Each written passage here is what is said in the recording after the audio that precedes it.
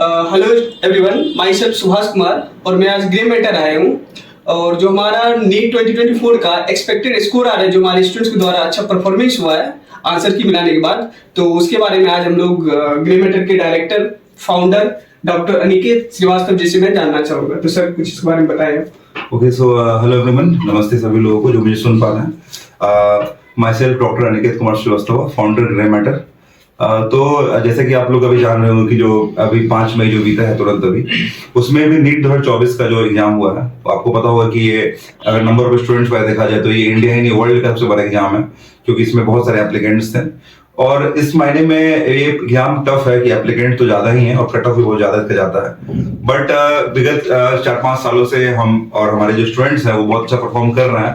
आप लोगों ने देखा होगा रिजल्ट्स वगैरह के बारे में। इस बार भी अकॉर्डिंग टू आंसर की, जो अभी आंसर की रिलीज हुई है, हमने भी आंसर की बनाया और भी इंस्टीट्यूट से आंसर की आया। तो इस बार अकॉर्डिंग टू आंसर की 22 से ज्यादा बच्चों का 600 प्लस स्कोर आ रहा है। और कुछ बच्चे जो बॉर्डर पे होते हैं या थोड़े से डरते हैं, उनको लगता है कि नहीं आंसर चेक करेंगे तो कहीं नहीं हो पाएगा, तो उस तरह के भी कुछ बच्चे हैं जो कि डेफिनेटली वो लोग भी क्वालिफाई करेंगे और उनका भी 600 प्लस आएगा। तो मेरे एक्सपेक्टेशन के अकॉर्डिंग मैं उम्मीद करता हूँ कि कम से कम 25 से ज्यादा बच्चों का 600 प्लस ज्यादा स्कोर आएगा और इनको गवर्नमेंट कॉलेज में एमबीबीएस की सीट में दाखिला मिलेगा। तो सर आप सलमान के बारे में थोड़ा सा इंट्रोडक्शन दीजिए, थोड़ा बताइए हमारे स्टूडेंट्स लोग को, ताकि स्टूडेंट्स मोटिवेट हो सके। तो सर थोड़ा तो देखिए, स्टूडेंट्स तो बहुत सारे सेलेक्ट हुए भी, इस साल भी हो रहे हैं। आप देख सकते हो कि मेरे बगल में एक स्टूडेंट बैठे हैं यहाँ पे, इनके बारे में बताना चाहूंगा। इनको ही मैं यहाँ पे क्यों पिक करके लाया, और भी स्टूडेंट्स से आप मिलेंगे जब नीट का ऑफिशियल रिजल्ट आएगा, तो डेफिनेटली वो आपको, जो हम लोग मीडिया कॉन्फ्रेंस करेंगे उसमें आपको सबसे रूबरू कराया जाएगा। इनके साथ जो स्टोरी है वो इस तरह से एक मोटिवेशन है, एक जो यूथ है, जो स्टूडेंट मुझे सुन पा रहा है, इनफैक्ट जो पेरेंट्स हैं वो भी अपने बच्चे को जरूर दिखाए। इनकी स्टोरी इन शॉर्ट में बताऊंगा। जब एक ग्रे मैटर में आए थे टारगेट बैच में, मुझे याद है, तो इनका स्कोर 300 के अप्रोक्स था उस समय। तो इनके फैमिली कंडीशन उतनी अच्छी नहीं थी। टू बी क्लियर, मैं वीडियो में बता देता हूँ आप लोगों को कि इनके एक्चुअली पेरेंट्स नहीं है इस दुनिया में। और ये जब आए थे हमारे यहाँ तो ये बोले थे कि सर हम लोग तैयारी करना चाहते हैं, कोचिंग इंस्टीट्यूट एक्चुअली में क्या है उसका मुंह नहीं देखे हैं, किस तरह से कोचिंग इंस्टीट्यूट वाले डील करते हैं वो नहीं पता है। तो हमने बोला कि ठीक है, हम लोग पूरा सपोर्ट करेंगे। तो इनका कहना था कि हम लोग फी उतना अफोर्ड नहीं कर पाएंगे, तो हम लोग बोले कि ठीक है, जो आप फी दे सकते हो आप उसी फी में पढ़ाई करो जितना हो पाएगा। तो हमने जो मिनिमम से मिनिमम हो पाया वो हमने किया। और मुझे बाद में जान के ये आश्चर्य लगा कि ये अपना जो फी था वो अपना खुद ट्यूशन पढ़ा के, और एक कोचिंग भी दरभंगा में, वहां पर ट्यूशन पढ़ाते थे जूनियर बच्चों को, 9-10 के बच्चों को, 11th के बच्चों को भी, और वो वहां से अर्न करके यहाँ का फी भरते थे। अगर हमें मालूम होता तो हम लोग ऐसा नहीं करते थे, हम लोग बोलते चलो और अच्छे से पढ़ लो, छोड़ दो और मतलब फ्री ऑफ कॉस्ट कर लो।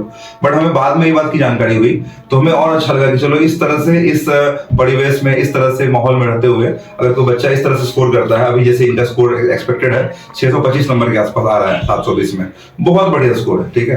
तो इस तरह के जो बच्चे होते हैं, ये एक समाज के लिए बहुत बड़ा इंस्पिरेशन है, बहुत बड़ा एक मैसेज है कि अगर आप चाह लो, अगर आप ठान लेते हो तो आप डेफिनेटली अच्छा परफॉर्म करोगे। और आप अपना जो ड्रीम है, इनका ड्रीम था कि नहीं हमको मेडिकल एमबीबीएस ही करना है। इनको एक लास्ट ईयर जो नीट हुआ था उसके स्कोर के अकॉर्डिंग बता देता हूँ आपको। लास्ट ईयर जो नीट हुआ था उसके अकॉर्डिंग इनको बीडीएस मिला था, ठीक है। उस समय ग्रे मैटर में पढ़ रहे थे और उसके बाद इन्होंने बस एडमिशन ले लिया एज ए फॉर्मेलिटी के तौर पे।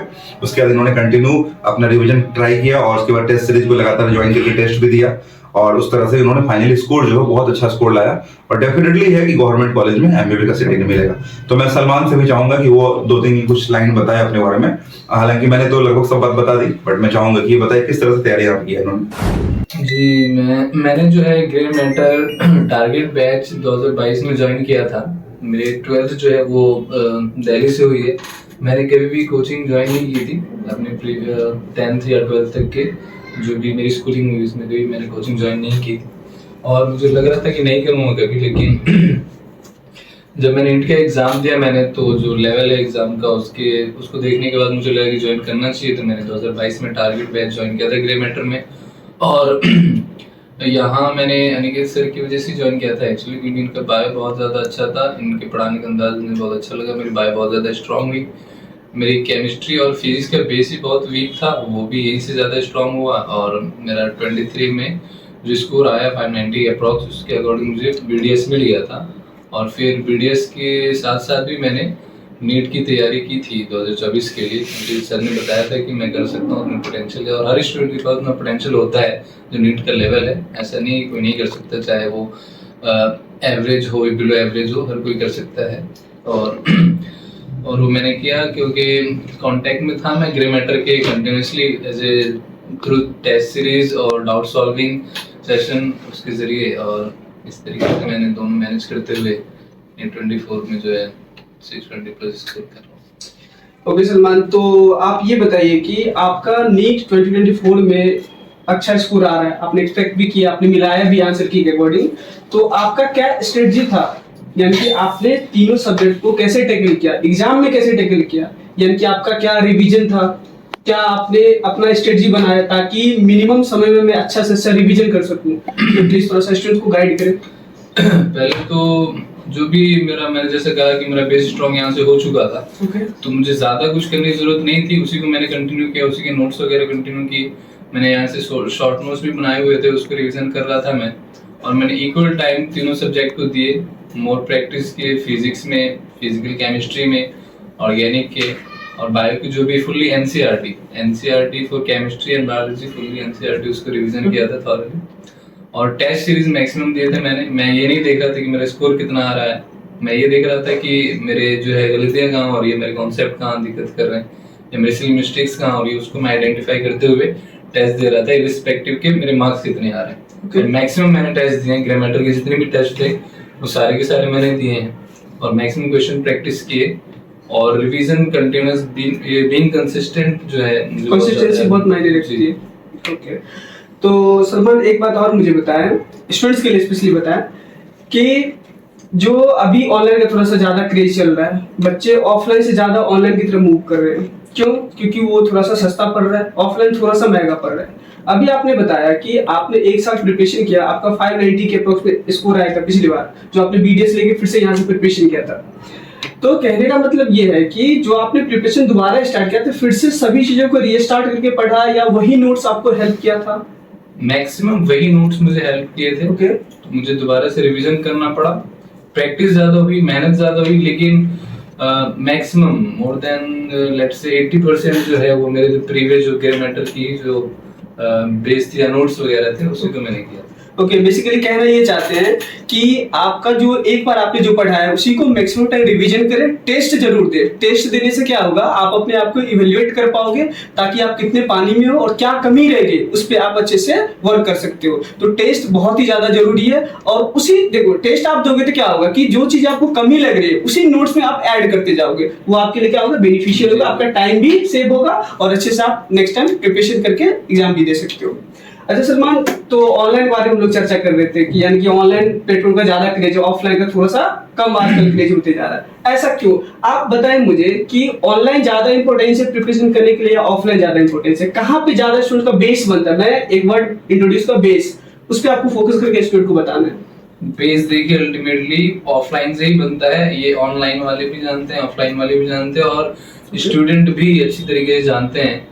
और क्योंकि आज कोविड के बाद जो इसका क्रेज बढ़ गया है, या फिर उसको जो ये क्रेडिट्स वगैरह मिलने शुरू हो गए, क्योंकि ऑनलाइन की बात करें तो नंबर ऑफ स्टूडेंट्स बहुत ज्यादा है, और उसमें जो सिलेक्शन है जो भी अगर रेशियो वाइज देखे बहुत कम होता है, और कहीं ना कहीं वो अल्टीमेटली अपना बेस ऑफलाइन से ही स्ट्रॉन्ग करके आए हुए होते हैं, और सप्लीमेंट के तौर पे लेट्स कोई कंफ्यूजिंग क्वेश्चन है या फिर ऐसा कुछ रिवीजन स्ट्रेटजी वगैरह, तो उसके जरिए जो है ऑनलाइन वो यूज कर लेते हैं, और एक नाम मिल जाता है कि उनने ऑनलाइन से किया, बल्कि जबकि ये है कि उनका जो बेस है वो अल्टीमेटली ऑफलाइन से ही है। बेसिकली आप कहना ये चाहते हैं कि ऑनलाइन वाले बस तड़का लगाते हैं जी। बेसिकली यानी कि अच्छे से मेहनत स्टूडेंट ऑफलाइन में ही करता है, अपना बेस मजबूत करता है। और मान लीजिए कि ऑफलाइन में कोई स्टूडेंट पढ़ रहा है, XYZ कोई भी कोचिंग से पढ़ रहा है, चाहे यहाँ से पढ़े या कहीं से भी पढ़े, उनका मान लीजिए कि 520 प्लस स्कोर आ रहा है, कुछ नंबर से वो क्या है लैग कर रहा है, तो क्या होता है कि एक गार्जियन का माइंडसेट बन जाता है कि हमारे बच्चे का सिलेक्शन नहीं हुआ। अब उसी एक्सपेक्टेड स्कोर को लेकर के वो स्टूडेंट कोटा चला जाता है, या दिल्ली चला जाता है, या मुंबई महाराष्ट्र कहीं पे भी चला जाता है। तो जाने के बाद होता क्या है कि थोड़ा सा यानी कि वो और एफर्ट डालता है, उसका सिलेक्शन हो जाता है, लेकिन पेरेंट्स क्या कहते हैं कि हमारा बच्चा कोटा गया या फिर दिल्ली गया तब जाकर उसका सिलेक्शन हुआ। लेकिन ये कहना भूल जाते हैं कि सिलेक्शन तो उसका 520 जहां स्कोर आया था उसी का बदौलत हुआ, क्योंकि उसका मेन मेहनत तो वहीं पे डिपेंड किया। बाकी तो थोड़ा ही एफर्ट डाला ना क्वेश्चन प्रैक्टिस या टेस्ट सीरीज वगैरह ज्वाइन करके। तो ये थोड़ा सा गार्जियन का यहाँ पे मेंटेलिटी बन जाता है कि कोटा जाएगा या कहीं जाएगा तभी उसका सिलेक्शन होगा, लेकिन ऐसा कुछ नहीं है। बेहतर कंटेंट यहाँ भी मिलता है, आपके सामने लाइव एग्जांपल है, आप यहाँ पे देख सकते हैं। तो सर इसमें आप पे क्या राय है सर, थोड़ा बताएं, स्टूडेंट्स को गाइड करें। देखिए सर, आपने बहुत सही पॉइंट उठाया। एक्चुअली मैं इन शॉर्ट बताना चाहूंगा, दो केस में समझाऊंगा। सपोज कीजिए कि एक केस वन, अगर कोई बच्चा 11-12 सपोज कीजिए कि दरभंगा के किसी इंस्टीट्यूट से करता है, लोकल इंस्टीट्यूट से, और सपोज कीजिए कि वो 500-550 नंबर नीट में ले जाता है, तो होगा क्या कि अगर वो बच्चा थोड़े से मिस कर गया तो उसको कहीं जाने की जरूरत भी नहीं है, वो आराम से घर से भी कर सकता था।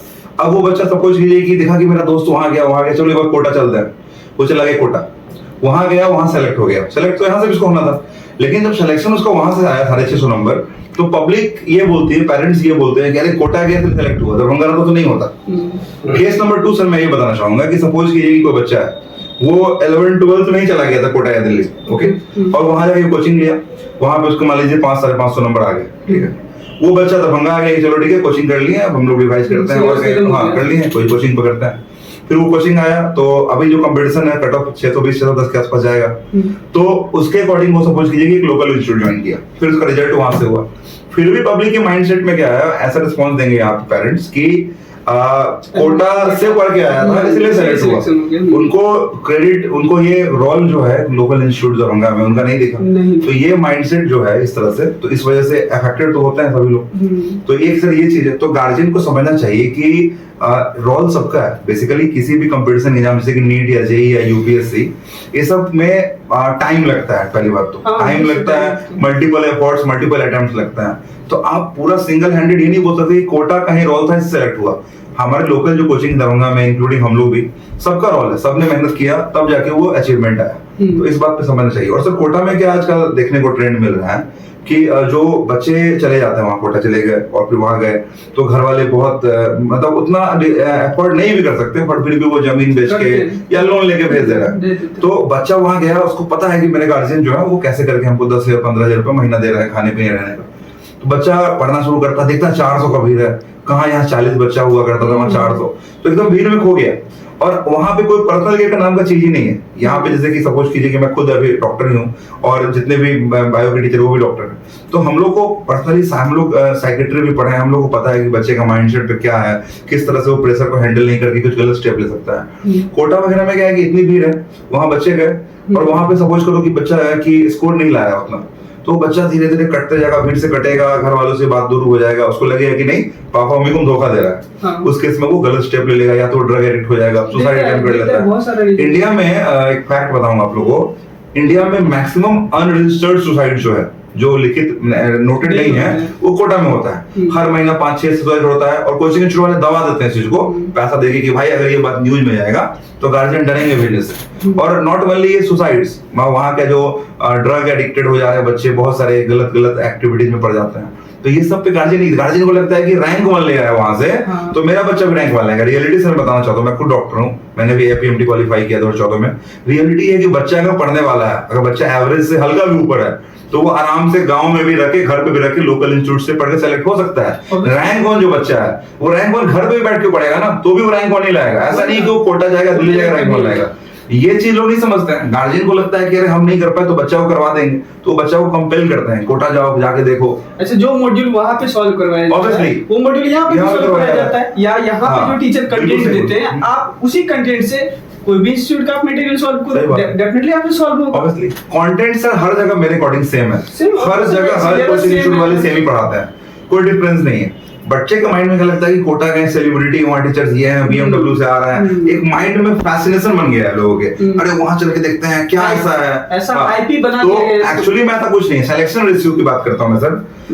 अगर मैं एग्जांपल लूँ कि कोटा के एक इंस्टीट्यूट में ऑन एवरेज 2 लाख बच्चे पढ़ते हैं, तो 2 लाख में सिलेक्शन पता कितना होता है? सिर्फ 2000 बच्चे का। हाँ, उससे 2 लाख में तो उससे भी कम होता है। अब आप अगर 2000 को डिवाइड कीजिएगा 2 लाख से, आप देखिएगा कि सिलेक्शन रेशियो कितना कम है, बहुत कम। और मैं अपने ही नहीं बता रहा, दरभंगा में बहुत सारे इंस्टीट्यूट है, इंक्लूडिंग हम लोग ग्रे मैटर की खास करके बात करें तो हमारे यहाँ से सर, मतलब मैं बहुत खुशनसीब मानता हूँ इस चीज को कि मैं डॉक्टर होते हुए मैं बायो पढ़ाता भी हूँ। बहुत सारे स्टूडेंट मेरे वीडियो देखे होंगे और डॉक्टर बन रहे हैं और बन चुके भी हैं। तो यहाँ पे सर सिलेक्शन रेशियो की बात करेंगे तो हम लोग बेस्ट रेशियो दे रहे हैं इस मामले में कि सर अभी अगर मैं डाटा को निकाल के देखता हूँ तो मुझे खुशी होती है कि ग्रे मैटर का हर चौथा बच्चा, हमने मैथ्स का तो रिसेंटली शुरू किया है, कॉमर्स भी शुरू किया है, मेडिकल में हम लोग ऑलरेडी डोमिनेटिंग है और मेडिकल में हम लोग देखे हैं हर चौथा बच्चा ग्रे मैटर का कोई ना कोई गवर्नमेंट कॉलेज से कोर्स कर रहा है, एमबीबीएस या बीएमएस या बीएचएम। बहुत खुशी की बात है कि सभी लोग डॉक्टर बने हैं, सरकारी कॉलेज से डॉक्टर बन रहा है, तो सिलेक्शन रेशियो बेस्ट है। और इस चीज को पेरेंट्स और पब्लिक देख भी रही है, हर साल रिजल्ट आता है, इस बार तो और बेहतरीन रिजल्ट है। हमारी फैकल्टी टीम में जो टीचर्स हैं वो सभी लोग वेल क्वालिफाइड है, वो खुद डॉक्टर या इंजीनियर है। जैसे अभी संतोष सर रिसेंटली अभी आप आए हैं स्क्रीन में, तो संतोष सर से मैं रूबरू करवाना चाहूंगा आपको। संतोष सर अब यहाँ पे फिजिक्स फैकल्टी है, एचओडी फिजिक्स के, और ये एमटेक कर चुके हैं इलेक्ट्रिकल इंजीनियरिंग से। और मैं चाहूंगा कि 2 मिनट सर बताएंगे कि हमारा क्या मिशन है, हम लोग किस प्लान को लेके कैरी फॉरवर्ड कर रहे हैं। सबसे पहले तो मैं आप सभी को नमस्कार, नमस्ते, और जो भी स्टूडेंट देख रहे हैं आप सबको स्वागत है ग्रे मैटर इंस्टीट्यूट में। मेरा नाम है इंजीनियर संतोष कुमार।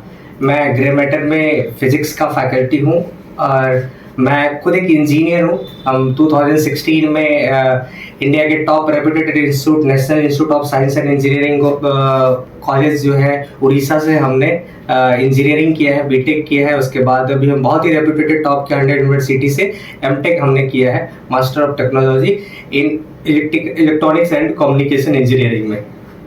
और अभी तक ये मैं 2017 से पढ़ाते आ रहा हूँ और 2017 से अभी तक तकरीबन अराउंड 3000 से ज़्यादा बच्चों को पढ़ाया हूँ। कई सारे बच्चे इंजीनियरिंग कॉलेज में हैं, मेडिकल कॉलेज में हैं, बहुत सारे बच्चे सेलेक्ट होकर के बोर्ड में भी अच्छे परसेंटेज वाले बच्चे सब जो है यहाँ से हमने दिए हैं तकरीबन। तो ये जो जर्नी है, इस जर्नी में मैंने कुछ चीज़ें नोटिस किया है कि आज के टाइम में जो एजुकेशन है वो एक हाइप सा बन गया है सर मेरे ख्याल से, कि वो लोग जो पेरेंट्स है पहले ऐसा होता था कि लोग बच्चे बहुत कम होते थे कि सोचने वाले कि हम कोटा जाएंगे, पटना जाएंगे और दिल्ली जाएंगे, दरभंगा जाएंगे, पटना जाएंगे। मजबूरी होती थी उनके पास में पढ़ना, पैसे की कमी होती थी। आज के टाइम में क्या है, थोड़ा सा चीज़ें चेंज हो गई है। पेरेंट्स स्टूडेंट वैसा नहीं है, डिजर्विंग नहीं है कि वो दिल्ली, मुंबई, कोलकाता, कोटा जाएगा पढ़ने के लिए, लेकिन वो पेरेंट्स जो है सोसाइटी में वो सोचते हैं कि माहौल बन चुका है, माहौल बन गया है, इनका बेटा कोटा में है तो हम भी जाते हैं। मैं बता रहा हूँ 2015 में मैं कोटा गया था और मैं फर्स्ट टाइम में बोर्ड के साथ में 85 मार्क्स मुझे जेईई मेंस में आया था। उस टाइम में मैं क्वालिफाई था जेईई एडवांस के लिए।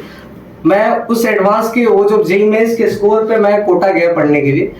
इंडिया के टॉप रेप्यूटेड इंस्टीट्यूट में मैं नाम नहीं लेना चाहूँगा, इवन बोल सकते हैं अब रेजोनेंस में मैं पढ़ा हूँ और वहाँ से हमने क्वालिफाई किया है जेईई में, हमने एडवांस भी दिया है। तो उसी के बेसिस पे हमने इंजीनियरिंग कॉलेज में गए थे। वहाँ की जो चीज़ें हैं कोटा में है क्या, वहाँ पे कि एक माहौल क्रिएट किया जाता है पढ़ाई का कि बच्चे स्कोर ज़्यादा से ज़्यादा कैसे लाएगा और वो क्या पैटर्न क्या होता है सिलेक्शन का, उसी पे फोकस करते हो लोग। वही चीज पढ़ाते हैं जो एग्जाम में आना है। जब मैं कोटा से रिटर्न हुआ, मैं 2000 इंजीनियरिंग कॉलेज में जब मैं सेकेंड ईयर में सर गया था, उसी टाइम से मैं पढ़ाना स्टार्ट किया था। मेरा इंटेंशन था कि मुझे इस फील्ड में आना है और ऐसे बच्चों को पढ़ाना है, क्योंकि उसके पीछे बहुत सारा स्ट्रगल देखा हमने लाइफ में। तो था कि हम उन बच्चों को पढ़ाएंगे जो पैसे की वजह से उस कोटा तक नहीं पहुंच पाते। जब वो सेम चीज क्वालिटी सेम कंटेंट मिल सकता है, हाँ, तो फिर क्या मतलब कोई लॉजिक नहीं बनता है कि लाइक घर से दूर रह के वो प्रेशर, तो यहाँ पे घर पे रह के जब घर का खाना, घर के माहौल में सब कुछ मिल सकता है। पहले सोचिए सर, लोग बुक से पढ़ के सिलेक्शन ले लेते थे, पहले कौन सा इतना रिसोर्सेज वगैरह, लेकिन आज रिसोर्सेज जितना ज्यादा उसका गलत यूज हो रहा है। और उस टाइम जब मैं कोटा गया था सर, तो मैं गांव का दूसरा स्टूडेंट था। एक जो मेरे भैया थे जिनका जो इंस्पायर करते थे, मैं उनको देख करके मैं कोटा गया था। फिर जो आज के टाइम में मैं देख रहा हूँ सोसाइटी से, आज मेरे गांव से तकरीबन 50 बच्चे कोटा में, सिलेक्शन 0 है। ये बात समझते नहीं है ना की पॉइंट की, मतलब अगर मैं डाटा बताऊंगा सर, मुझे याद है कोविड जब आया था तो वहाँ पे उस समय हम लोग जस्ट डॉक्टर बन के निकले थे डीएमसी से, तो हम लोग की ड्यूटी भी लगी थी स्टेशन पे। लाइक डॉक्टर्स लोग जो थे उनको बोला गया था कि जो बच्चे ट्रेन से आ रहे हैं कोटा से, उनका आप कोरोना चेकअप कीजिए। हमने डाटा लिया, एक्चुअली कोविड का जो चेकअप अलग बात है, हमने डाटा लिया, लगभग 600-650 बच्चे कोटा उस चल गए थे। और 600-650 बच्चे जब हमने ट्रेस किया उसको, तो आप सर आश्चर्य करेंगे सुनने कि 600-650 बच्चों में बस 13 बच्चे सेलेक्ट हुआ। 13 बच्चा ही, बाकी बच्चा बस क्राउड, चलो कोटा चलो घूम के आते हैं, होता ही है। वहाँ का माहौल देखना है। हमारा दोस्त अब बताइए, ये डाटा हम लोग ट्रेस किए, 13 बच्चे ही सेलेक्ट हुए, घर से 650 बच्चा, और 13 बच्चा यहाँ से भी हो सकता था। जो सेलेक्ट नहीं हुआ उसको लोग नहीं देख रहा है, ऊपर का जो वो एस्पिरेंट, अगर एक आइसबर्ग की बात करेंगे तो वो कौन को देख रहा है, अरे रैंक 1 है ये लाया, उनका बच्चा क्या प्रेशर झेल पाएगा, क्या वो उस तरह का माहौल में रह पाएगा, उस पर काउंसलिंग ही नहीं करते हैं पेरेंट्स, सीधे चलो भेज देना है। तो मेरा ये कहना है, जितने भी पेरेंट्स सुन पा रहे हैं सभी को विद रिस्पेक्ट मेरा ये कहना है कि एक बार अवश्य यहाँ पे मैं खुद डॉक्टर ही हूँ और जितने भी टीचर्स बायो के हैं वो भी डॉक्टर हैं, जितने भी हमारे पेज में टीचर हैं, इंजीनियर हैं, तो एक बार आप विश्वास रखें, एक बार आप जरूर विजिट करें हमारे यहाँ, और एक बार आप करके देखिए कि भाई आप बच्चे को करवाइए, डेमो क्लासेस भी हम लोग प्रोवाइड करते हैं कि क्या बच्चा कितना उसको लाइक कर रहा है, कितना उसको गेन कर पा रहा है, क्योंकि कम भीड़ में ज्यादा अच्छा केयर मिलेगा, ज्यादा मेंटल स्टेबिलिटी है, ज्यादा अच्छा सबको सपोर्ट मिलेगा, वो अच्छा है। प्रॉपर हम लोग सेम फॉर्मेट टेस्ट सीरीज भी रखते हैं, हमारा नोट्स हमारा कंटेंट बिल्कुल सेम है जो लीडिंग इंस्टीट्यूट्स हैं उससे मैच कर रहा है, तो कोई डिफरेंस नहीं है। तो मेरा ये कहना है, अभी भी आप जिस तरह से देखा जाए कि दरभंगा में और भी कुछ इंस्टीट्यूट्स भी आए हैं जो ब्रांडेड इंस्टीट्यूट्स हैं, तो मेरा ये कहना है कि लाइक उस तरह के भी लोग मेरे से सवाल किया जाता है अक्सर कि आप अपने आप को फिर किस तरह से देखते हैं, तो मेरा ये कहना है कि देखिए लाइक कुछ इंस्टीट्यूट जो आए हैं, अगर सपोज कीजिए कि कोई गार्जियन है, उनको उतना अफोर्डेबिलिटी नहीं है, वो इतना अफोर्ड नहीं कर सकते, उनको लग रहा है कि लाइक कुछ कम फी में हम लोग सेम क्वालिटी गेन कर सके, तो हम लोग उसके लिए ऑलरेडी रेडी हैं। हमने अपने फी को भी रिड्यूस किया एक्चुअली लास्ट ईयर ही, और हम लोग की कोशिश पूरी तरह से है कि कोई भी बच्चा इस तरह से अनप्रिविलेज होकर कटा न रह जाए पढ़ाई से। किसी के मान लीजिए गार्जियन अफोर्ड नहीं कर पा रहे हैं, बीपीएल होल्डर है, या मान लीजिए किसी के पेरेंट्स नहीं है, कुछ तरह का इस तरह का फाइनेंशियल लॉस है, हम लोग उसमें पूरी तरह से रेडी हैं सपोर्ट करने के लिए, हमारी टीम पूरी तरह से रेडी है। बेसिकली मनी बनाना मेरा मकसद नहीं है। आप सोचिएगा कि लाइक हम डॉक्टर होते हुए क्यों कर रहे हैं, तो क्योंकि मेरा पैशन है actually, as a medical officer हम ऑलरेडी डॉक्टर हैं, ऑलरेडी हम गवर्नमेंट जॉब में, लेकिन मेरा ये कहना है कि एज ए टीचर मेरा जो पैशन है कि हम मैक्सिमम से मैक्सिमम को डॉक्टर बनाए, क्योंकि मैंने स्ट्रगल देखा, मुझे आज भी वो दिन याद है, मैं माफी चाहूंगा बता रहा हूँ इस चीज को, कि मैं जिस साल सेलेक्ट हुआ था 2014 की बात बता रहा हूँ मैं उस साल प्लेटफॉर्म पे 5 रुपए का जो पॉलिथीन पन्नी आता उसको बेचा कर सोया था। इतने पैसे नहीं थे मेरे पास उस टाइम कि मैं होटल में लेकर रूम लेकर अफोर्ड कर सकूं। गया में सेंटर मेरा पड़ा था, मुझे आज भी याद है, और मैंने प्लेटफॉर्म पे रात बिताया, और उसके बाद भी मेरी बिहार में रैंक 173 आई थी, ऑल इंडिया में 6017 रैंक आई थी। तो फिर मैंने डीएमसी से एमबीबीएस किया, और ड्यूरिंग माय एमबीबीएस जिस तरह संतोष सर ने बताया, मेरा भी शौक था कि चलो भाई जिस तरह से हम स्ट्रगल देखे हैं, हम नहीं चाहेंगे कि लाइक और जो बच्चा दरभंगा का है, उस समय कोई कोचिंग उस तरह का नहीं था दरभंगा में, तो हम सोचे कि चलो हम लोग एक प्लान करते हैं, और हम लोग मेडिकल की टीम और इंजीनियरिंग की टीम के साथ उतरे, और हम लोग रिजल्ट दिए, और रिजल्ट आपके सामने है, और हम चाहे कि उस चीज को मिनिमम से मिनिमम फी में प्रोवाइड करें यहाँ के जनता को, यहाँ के बच्चों को। तो एट द लास्ट अब हम लोग ग्रे मैटर के सेंटर हेड से मिलने वाले हैं, मिस्टर सुनील कुमार झा जी। तो सर थोड़ा सा स्टूडेंट्स को गाइड करिए अपनी तरफ से कि कैसे माहौल मिलेगा यहाँ पे ग्रे मैटर में अगर स्टूडेंट्स आते हैं। ग्रे मैटर विगत 6 वर्ष से दरभंगा के रिप्यूटेड इंस्टीट्यूट अछि।